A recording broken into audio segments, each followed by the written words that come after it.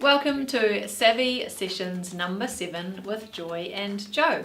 Today's topic is 7 little tweaks that will transform how you use a virtual assistant. Now, one of the key things you need to do with a virtual assistant is have some kind of joint to-do list.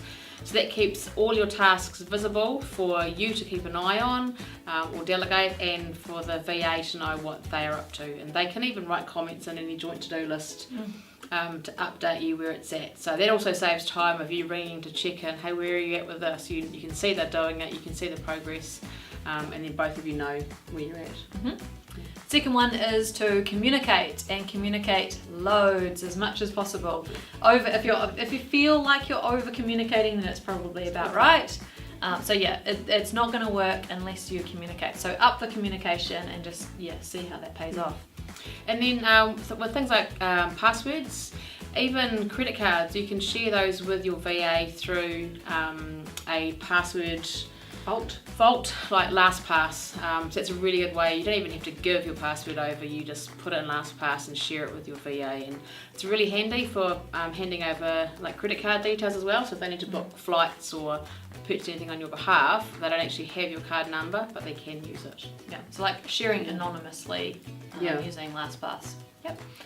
So the next one, number 4, is learning to delegate, and delegate well. So that's about if you delegate, then don't actually go in and then do that task on your own without your VA, because you've seen that it needs to be done, and I could just quickly do that.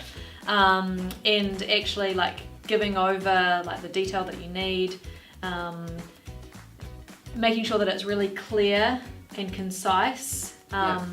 And giving a deadline of when you expect it to be done by. Like, is the deadline movable? Is it fixed? Does it have to be done by then? Like, just giving the information that someone would need to set them up for success to actually do that task well. Yeah. Another thing is always provide feedback. So any feedback is always welcome to a VA, so they know that they're on the right track. And it's better to say, hey, that's not quite right, can you tweak it?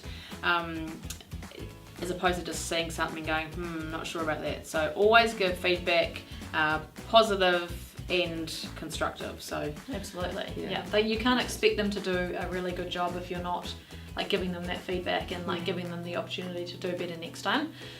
So the next one, number 6, is trust. So trust that they want to do a good job. Trust that they are capable of doing the job. Trust that they will, that they want to do the job. Just lots of trust in handing over the information that they need, the passwords that they need. Just trust that they've got it under control, and have that conversation with them about like, this is scary for me to be handing over control. So like, please like just bear with me and help me along the way, and like just, give me the feedback on how I'm doing, and just building that relationship and trusting your virtual assistant can really go a long way to helping the relationship grow.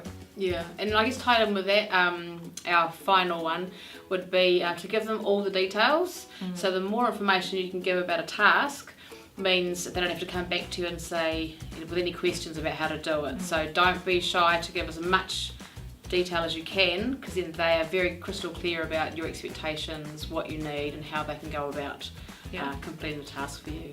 And even like it's with the delegating like well as well. It's not just all the details, but it's like also actually show someone how to do the task. Like create a video in Loom that shows them and teaches them how to do that task, so that they can actually see what they need to do and they can refer back to it later. So just investing that time up front, giving them all the instructions, delegating really well will absolutely pay dividends down the track, and actually have those tasks being completed correctly first time, and making it a smooth sailing with your virtual assistant. So that is number 7 of Savvy Sessions with Joy and Joe. See you next time.